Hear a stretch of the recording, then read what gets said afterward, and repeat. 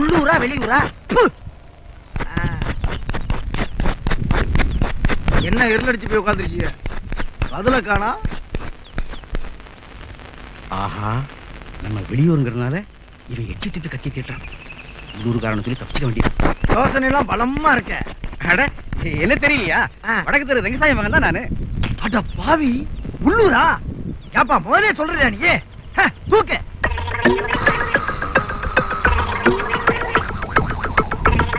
சின்னப்ப எந்திரிச்சியா? எச்சிய சுத்திய மூஞ்ச கெட்டுட்டே இல்ல. ஆளை வச்சு உன் வாயை வெட்டல. வாயவா ஒண்டி புடி தேவையில்லடா நானு.